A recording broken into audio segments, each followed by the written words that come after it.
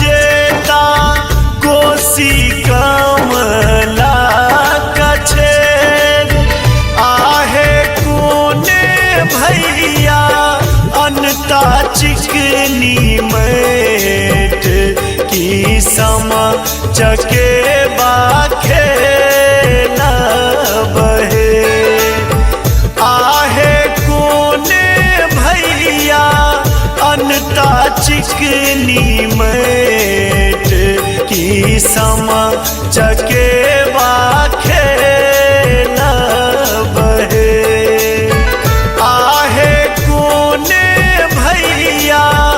अनता चिकनी मैट की सम चके बाखे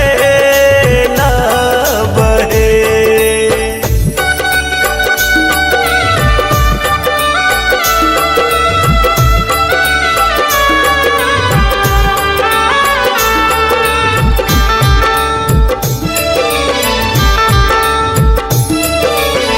जेठ का भैया जेता कोसी कमला कछेर जेठ का भैया जेता कोसी कमला कछेर आहे अपने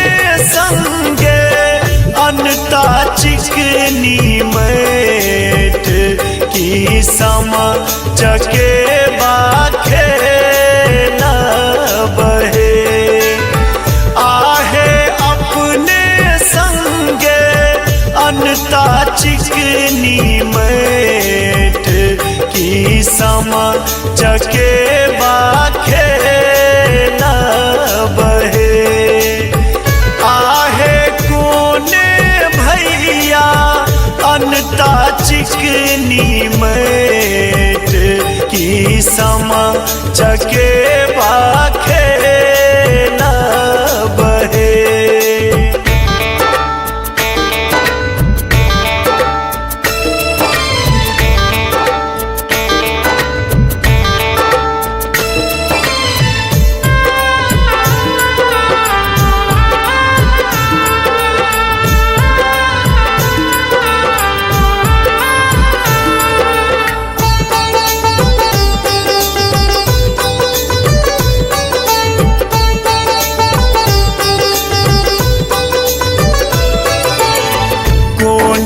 बहिनी देतई शाम चके बाके आकार कोने बहिनी देतई शाम चके बाके आकार आहे कोने बहिनी घौरत रंग पिठार की सम चके बाखे न बहे आहे कोने बहिनी ढौरत रंग पिठार की सम चके बाखे न बहे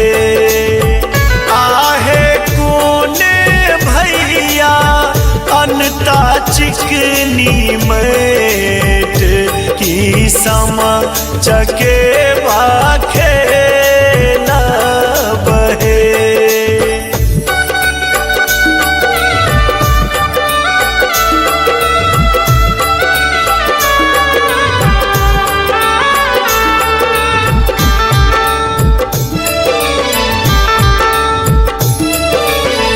बड़की बहिनी देते शाम चके बाके आकार बड़की बहिनी देते शाम चके बाके आकार आहे छोटकी बहिनी ढौरत रंग पिठार की सम चके बाखे न बहे आहे छोटकी बहिनी ढौरत रंग पिठार की समा चके बाखे न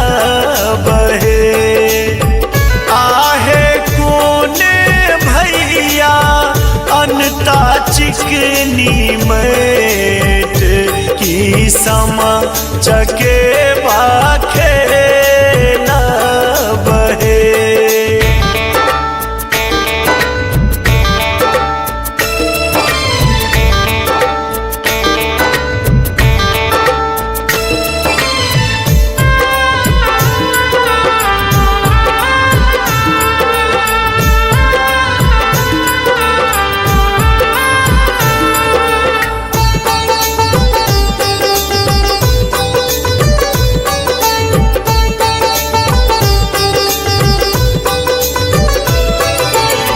कोने भैया वृंदा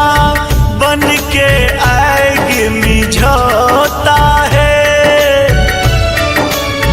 कोने भैया वृंदा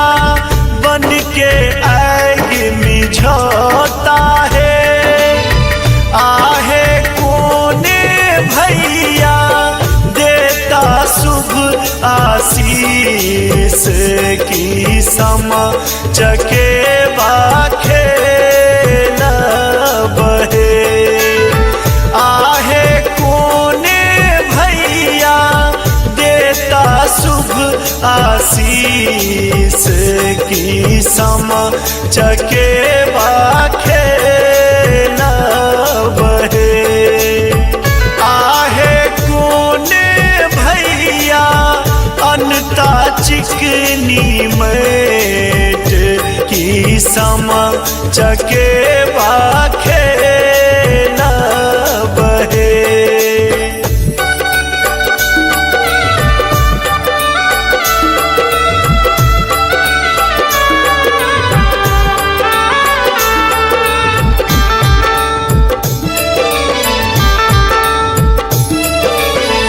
उज्जवल भैया वृंदा बन के आग मिझोता है उज्जवल भैया वृंदा बन के आग मिझोता है आहे माधव भैया देता शुभ आशीष की समा चके बाखे न बहे आहे माधव भैया देता शुभ